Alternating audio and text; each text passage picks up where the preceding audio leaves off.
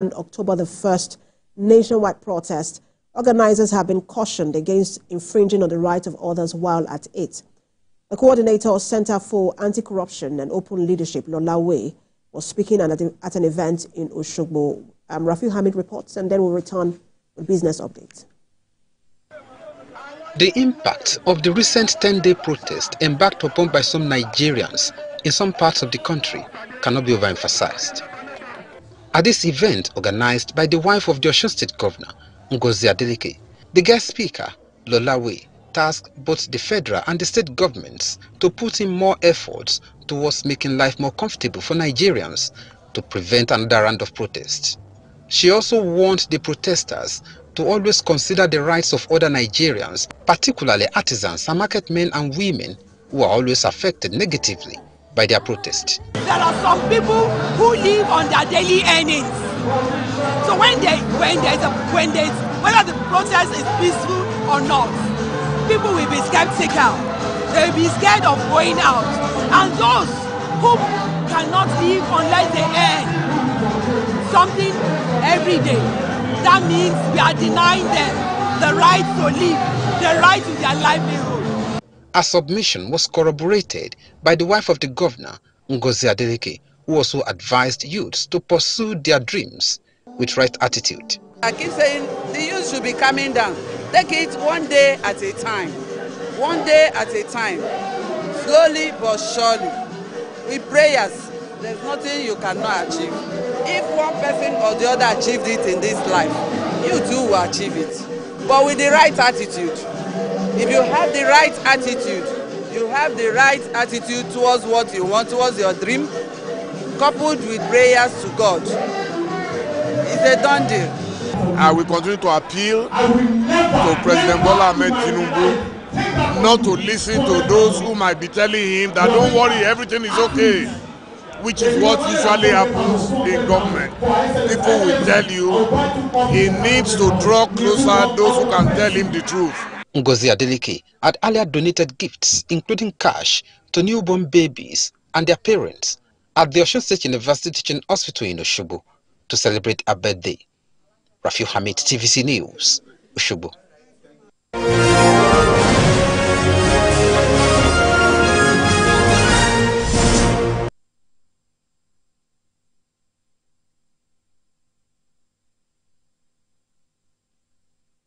And in business news, the federal government says it plans to invest $800 million in the construction of substations and distribution network as part of the Presidential Power Initiative. Special Advisor Media Strategic Communication to the Minister of Power, Mr. Bolaji Tunji, said this in a statement issued in Abuja. Mr. Tunji said the minister, Mr. Adebayo, revealed this during a tour of the TBEA Southern Power Transmission and Distribution Industry in Beijing, China. According to the minister, the investments will divide into two lots, $400 million for Lot 2 covering Benin, Port Harcourt, and Enugu distribution companies, franchise areas, and $400 million for Lot 3 covering Abuja, Kaduna, Jos, and Kano Discos franchise areas. Mr. Adelabo reaffirmed government's commitment to collaborating with world-class organizations like TBEA to realize President Bola Tinubu's vision for the power sector. And the Nigerian National Petroleum Company Limited is experiencing financial strain, which has put considerable pressure on the company and poses a threat to sustainability of fuel supply. Corporate Communications Officer of the NNPCL, Mr. Olufemi Shoneye, made this known in Abuja, while acknowledging reports on national dailies acknowledging the company's significant debt to petroleum suppliers. It will be recalled that the incessant fuel queues and scarcity have been attributed to about $6 billion owed by the NNPCL to suppliers, causing them to become reluctant about importing premium motor spirit for the company. Reacting to the situation, Communications Officers stated that the financial strain had placed considerable pressure on the company and posed a threat to the sustainability of fuel supply, while adding that the company will continue to actively collaborate with relevant government agencies and other stakeholders to maintain a consistent supply of petroleum products nationwide. Meanwhile, the Center for the Promotion of Private Enterprises has raised concerns over the Federal Competition and Consumers Protection Commission's role and urges the Commission to desist from price control mindset. This follows the FCCPC's recent 1-month notice and to retailers to crash prices of goods or face sanctions. Director and Chief Executive Officer of the Center, Mr. Muda Yusuf, expressed these concerns in a statement, stating that the Commission is becoming a price control agency rather than furthering its core mandate of consumer protection. The CPPE boss pointed out that the issues affecting pricing underscores the assertion that the Commission was transforming itself into a price controlling agency. He further stated that this could be detrimental to investors' confidence in the country. The Chartered Institute of Bankers of Nigeria has reassured Nigerians that the planned bank's recapitalization exercise would boost the nation's gross domestic product. President of the institute, Professor Pius Olanrewaju, stated this in an event for new members where he also called for excellence in banking operations towards efficiency and customer satisfaction of the nation's financial system. CIBN President said that the recapitalization of banks, which had begun, would strengthen Nigeria's banking sector, increase banks' lending capacity, and improve overall resilience of the financial system. There is no doubt the fact that today we have some economic challenges. The rate of inflation is very high, the GDP is somehow low, but we thank God that as from this month, things have started improving. And we are coming out, if you look at exactly the speech made by the professor, he did mention that there is hope for tomorrow. And as bankers, we play a very pivotal role in the economy, because every economy needs financial intermediation. That is mobilizing funds from the surplus units and using those funds for those people who have capable and viable projects in the deficit units. What can banks do to drive this growth agenda? And we are saying our submission is that banks essentially play the role of intermediation.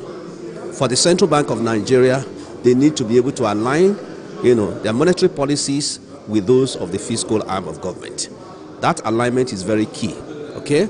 And then creating institutions, and then banks playing their role in terms of intermediation, making sure resources are made available for implementation of all the strategic initiatives. The significance is that provides the platform, a networking platform for bankers, for top-notch bankers, for our stakeholders, and it's an annual event, like I've said. It gives us an opportunity to discuss topical issues and also to provide solutions to national economic. Securities market fell slightly today as investors brace for data-packed week, accumulating in a U.S. job report that could decide whether a rate cut is expected this month and would be regular or supersized. Now, Euro Stock 600 index fell 0.5% after hitting a record high on Friday. Germany's DAX and Britain FTSE 100 were down 0.21% and 0.1% respectively. Chinese stocks lost 1.7%, led by losses in real estate after a survey showed some home price growth had slowed. Shares of New World Development of major Hong Kong property developer dived 14% after it estimated a net loss. Features of the U.S. S&P 500 were down 0.15%, while those of the tech-laden Nasdaq 100 were 0.24% lower. U.S. stock markets will be closed for a Labor Day today, and the treasuries were untraded. The latest survey shows that the Eurozone manufacturing activities remain stalled in contraction in August, where the data suggested a recovery could be some way off and demand fell at the sharpest pace this year.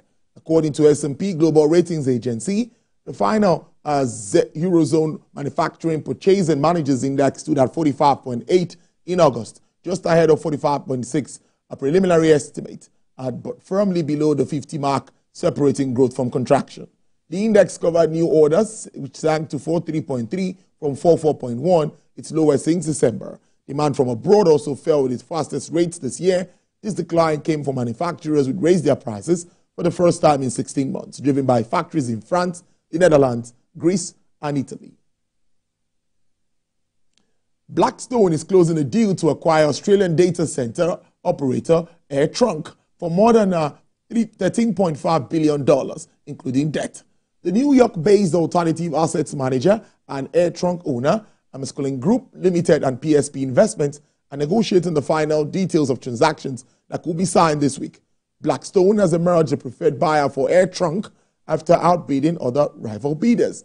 Blackstone has been competing with a separate consortium that includes IFM Property Pty, Digital Bridge Group Incorporated, Global Infrastructure Partners, and Silver Lake Management. Blackstone has been in talks with banks for about $5.5 Australian, that's billion Australian dollar loan to be raised at the holdings company level on top of $7 billion Australian dollar pre-arranged funding package provided to bidders that 4 banks have underwritten, while private credit funds have been in talks to provide at least $1.5 billion Australian dollar of junior debt.